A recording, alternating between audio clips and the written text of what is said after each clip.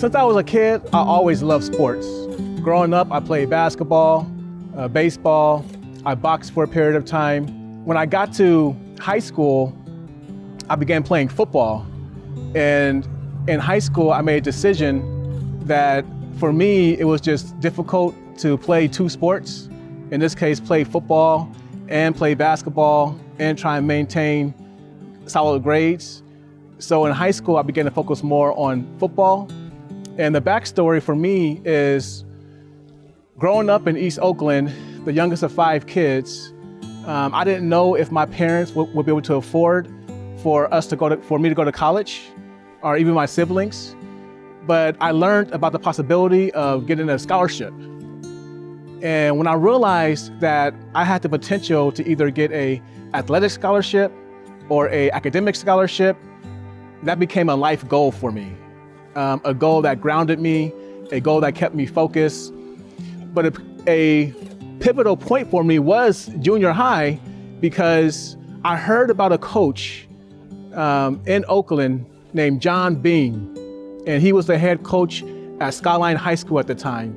And I heard that this coach had a ability to help kids get scholarships.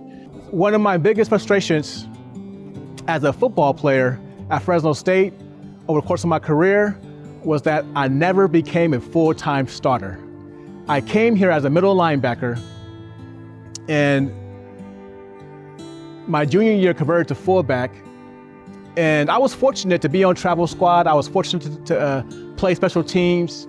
So I got playing time, but as a competitor in football, you want to start. You want to be number 1, not 2, 3, 4, whatever is below number 1. And so each off season and each season, even though in the stadium, the fans and my family and friends who are cheering for me, they might see on the outside, oh, doing great, playing on a scholarship, don't have the financial burden that other college students might have who don't have that scholarship. But as a student athlete, you really got to earn your scholarship. When you look at the time commitment throughout the year, especially in the off season is where you really train and develop and prepare to win championships and so forth.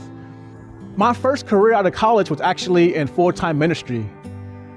In college, I got involved with the Fellowship of Christian Athletes, and that really gave me a great support system. It allowed me to, as I previously mentioned, to work through a lot on a personal level and as a teammate. And so my senior year, once I came to terms with the reality that I wasn't going to go to the NFL, or I probably should say I didn't even have any desire to go to the NFL. At the end of my career, I knew that God had something different for me. So I began to explore other possibilities. Do I go back for an MBA? Do I go back for sports psychology, sports administration? But when I went to the University of Phoenix and spoke with the counselor, he told me there was a degree in marriage, family, and child therapy. It's like, I could do that. I believe in marriage, I believe in family, I believe in helping people. That would be a great way for me to, if I'm not going to be a pastor anymore, if I'm not going to provide hope through a faith-based organization, well, yeah, I could become a licensed marriage and family therapist and provide hope in that capacity. And so that's kind of how I ended up enrolling back in graduate school to get my master's in marriage family therapy. And I knew that I wanted to get licensed. And this is now my 4th year in private practice. And I love it because mental health can be a very dark place. When I went and enrolled in the graduate program, honestly, I had no idea what I was signing up for. My expectations did not match the expectations of the industry. I had no idea that I was going to be doing assessments for suicide and homicide and sexual abuse and physical abuse and all these traumas. And what I would come to learn is that just like in football and other sports and professions, you have key fundamentals.